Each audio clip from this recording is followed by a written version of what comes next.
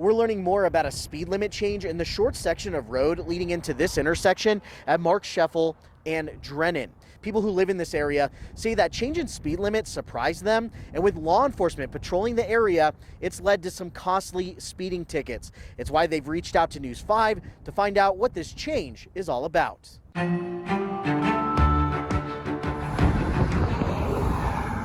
So, I mean, they could have put up the notices or, one of those marquees along the side of the road or something. Deborah Whittle has lived in the Lorson Ranch area for more than a decade and navigates the traffic along Marksheffel on a daily basis. But she says the drive this summer has been different. In some areas, the speed limits suddenly dropped.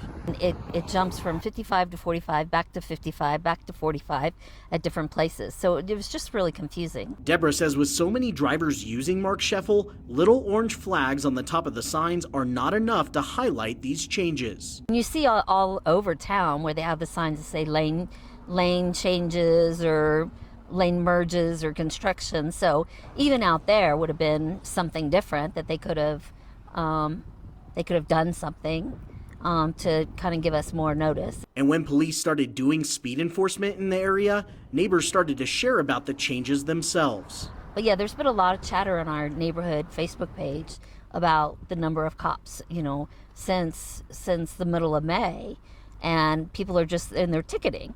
And so it just seems strange that all of a sudden, after I've been out here for like 12 years, so all of a sudden out of nowhere, the speed limit changes. I reached out to the city of Colorado Springs to find out why the speed limit changed in the first place and got this statement, quote, "Traffic engineering recently lowered the speed limit on Marksheffel approaching the Drennan intersection in anticipation of a future signal to be installed. It is standard practice when the speed limit exceeds 45 miles per hour to lower the speed limit approaching signalized intersections," end quote. These changes are centered on safety after at least 2 deadly crashes at this intersection in just the last year. There is a roadside memorial near the intersection where soon that new stoplight will be installed. The speed limit change happened back on May 16th, and I'm told this lowered speed limit will be permanent, so drivers will need to pay attention.